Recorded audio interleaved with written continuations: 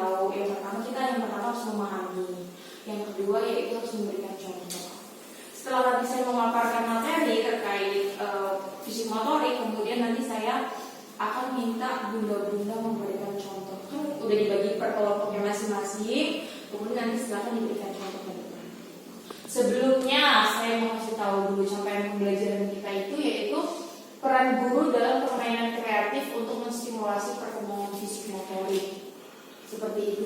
Jadi bunda-bunda kan di sini rata-rata sudah mengajar. Jadi bagaimana peran seorang guru itu untuk memberikan permainan kreatif, menstimulasi perkembangan anak. Seperti itu, terutama untuk fisik motorik. Semua kegiatan fisik motorik itu pasti mereka pengennya ceria. Nggak mungkin anak-anak. Nah, ini hari ini ya. Kita sendiri nggak ceria, kita sendiri nggak aktif, ya kan? Pasti anak nggak begitu suka nih seperti itu. Kemudian yang selanjutnya, guru memberikan pengetahuan tentang tujuan kegiatan yang akan dilakukan. Jangan sampai anak berseleb seperti ini. Ayo kita menggambar, nggak tahu tuh tujuannya buat apa, gitu kan? Kita harus sampaikan. Oh, menggambar ini biar anak-anak mengerti warna ini, kemudian warnanya merah. Oh, ternyata bendera warna merah, tujuannya harus kita sampaikan seperti itu. Selanjutnya di sini setelah peran guru, kita harus ngapain sih?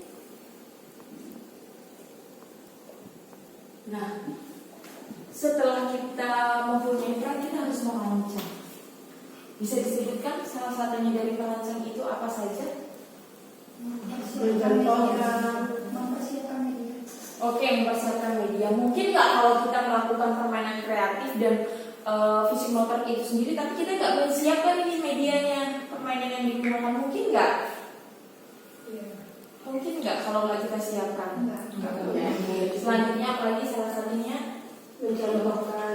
Oke, mencontohkan. Gimana anak mau tahu bermainnya kalau kita nggak mencontohkan seperti itu? Coba kita lihat di sini, kita ulas ada apa saja sih sebenarnya. Yang pertama, memastikan anak kondisinya sehat, aktif dan ceria. Pasti nggak kalau anak sakit, misalnya kita paksain untuk ikut, nggak mungkin karena karakteristik tadi ada salah satunya yaitu ceria dan aktif. Kemudian selanjutnya menyediakan peralatan dan lingkungan yang memungkinkan. Itu tadi ya, harus mempersiapkan media dan peralatan. Mungkin nggak kita melakukan fisik motor itu tapi di pinggir kali atau sungai, membahayakan ya. Itu juga harus kita lihat. Yang selanjutnya memperlakukan anak dengan sama, jangan sampai memberikan ini anaknya ganteng kayak ini, ayo ya jadi nggak bisa. Kamu gitu kan nggak mungkin. Kita harus menyapa. Yang selanjutnya yaitu memperkenalkan bagaimana macam-macam jenis keterampilan motorik. Nanti bisa kita lihat. Kemudian yang selanjutnya aktivitas fisik yang akan diberikan harus bervariasi. Jangan sampai satu minggu anak cuma suruh nulis saja dari A sampai Z, A sampai Z saja. Selesai seperti itu. Kemudian yang selanjutnya mencontohkan cara dalam melakukan permainan tadi ya sudah disampaikan oleh Bunda Rina. Kemudian yang selanjutnya memberikan tujuan akhir yang akan harus dicapai. Sampai di sini, apakah ada pertanyaan sebelum kita ke contoh-contoh? Ya, silakan. Nama saya Yuliawati. Saya ingin bertanya apakah harus melibatkan orang tua atau tidak? Oke, terima kasih pertanyaannya. Apakah kita harus melibatkan orang tua atau tidak? Harus melibatkan. Kenapa? Karena kan tadi kita merancang ada yang itu sehat, ceria. Kita harus tahu dulu ini anak kenapa diam. Kita harus komunikasi dengan orang tua. Kemudian kita juga nggak tahu ketika anak melakukan perkembangan fisik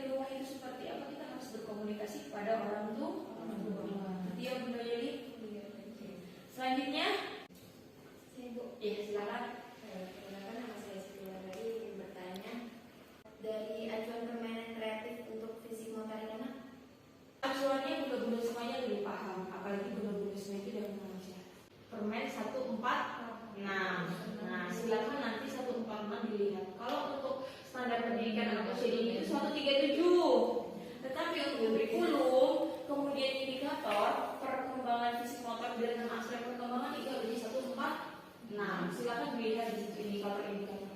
Jangan lupa disesuaikan dengan usia. Oke, selanjutnya di sini saya akan menyampaikan contoh-contoh. Oke, contoh fisik motorik halus. Yang pertama apa ini? Menulis. Mungkin dulu sudah paham menulis, tapi harus kita sesuaikan. Jangan sampai anak kelas A tapi kita langsung menulis ini Ibu Budi. Nggak mungkin. Anak kelas A itu masih titik-titik menyambungkan titik. Meronce, biasanya meronce ya. Kemudian ada lagi menempel dan menggulung, dan ada lain sebagainya. Setelah itu, setelah motorik halus, apa lagi? Motorik kasar. Oke, bisa disebutkan motorik kasar apa saja? Yang pertama ada senam, kemudian melompat, melempar bola, berlari dan berjalan menggunakan seperti kereta. Oke, di sini saya sebuah video contoh motorik kasar dan halus yang kemarin saya buat, dan silakan nanti ada di channel YouTube, nanti saya kasih linknya ya. Dari mulai mekanik, ada yang bermain sepak, senam. Nah, dulu tuh prakteknya langsung. Gak perlu. Jadi permainan musik motorik, apalagi permainan kreatif itu tidak perlu dengan media yang mahal. Cukup yang ada di lingkungan sekitar. Kayak misalnya meronce, di situ ada meronce yang menggunakan pipet. Pipet yang di lingkungan sekitar itu bersih namanya. Tapi kalau kita juga kebersihan ya. Kemudian bisa kita pakai motor, kita pakai benang meronce. Di sini ada tugas kelompok. Yang pertama membuat permainan kreatif untuk simulasi perkembangannya. Kemarin sudah saya sampaikan, nanti di sini tinggal diterapkan. Boleh ya?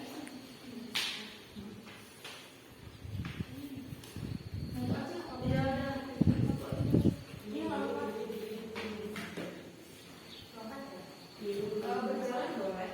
Kayaknya kalau baiknya kalau di sana. Tadi deskripsinya.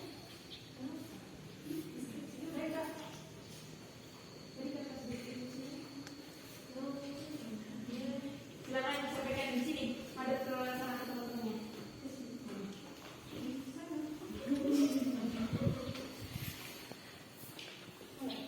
Iya, silakan. Gak usah langsung aja. Permainan kreatif. Nama permainan diajak membuat es krim. Permainan yang dirancang untuk mengenalkan warna, pembagian fisik motorik kasar dan halus, berjalan sesuai warna, membuat topi dulu. Oh, jadi kasih tahu yang mana yang ditempelin. Berjalan sesuai warna, membuat es krim dan bola sesuai contoh. Bahannya karpet puzzle, kertas gambar es krim. Oke. Cara bermain berjalan sesuai karpet puzzle, menyusun bola warna membentuk es krim. Sesuai dengan berlari memberikan ke guru. Inilah permainan jejak membuat es krim. Oke, kasih terus.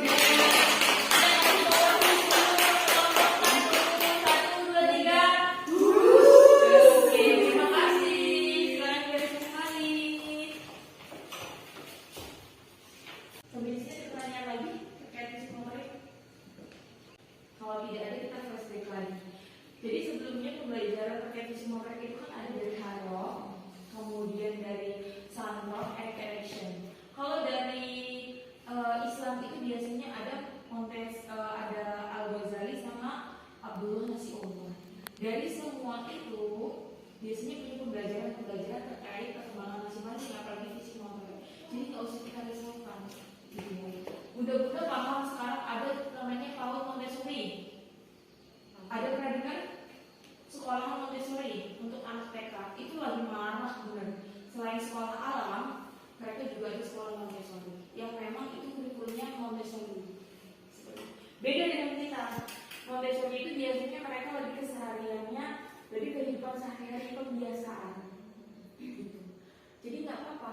Jadi jangan kita bilang, oh ini sekolahnya di Montessori anaknya, oh ini sekolah di alam, yang ini sekolah PAUD biasa. Ya nggak apa-apa, yang penting kan aspek perkembangan itu tercapai. Jangan sampai kita nggak bertoleransi sama orang tua yang seperti itu.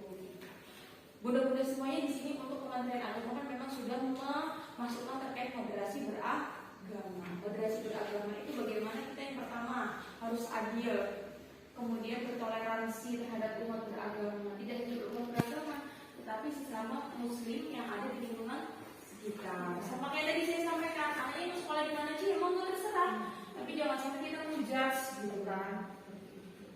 Oke, sebelumnya kita mau bergerak dulu. Dapat aku gerakan untuk menulis, untuk menggenggam, dan untuk berjabat tangan. Ini kaki kananku, ini kaki kiriku. Dapat aku gerakan untuk berjalan, untuk berlari, dan untuk. Tadi bisa disimpulkan apa saja dari pembelajarannya? Ya, fisik motoriknya tentang apa saja? Yang pertama, Peran guru. oke, peran guru dalam permainan kreatif untuk menstimulasi perkembangan fisik motorik anak. Yang kedua, kita peran jalan. Selanjutnya memberikan contoh. Aku ada pertanyaan lagi? Cukup, alhamdulillah cukup. Oke, untuk bunda-bunda semuanya, pertemuan hari ini kita pertemuan 10 tentang peran guru dalam permainan kreatif untuk stimulasi perkembangan fisik motorik anak. Pertemuan yang akan datang yaitu tentang bentuk dan permainan anak usia dini terkait fisik motorik lagi, seperti itu. Kalau memang dirasa cukup, saya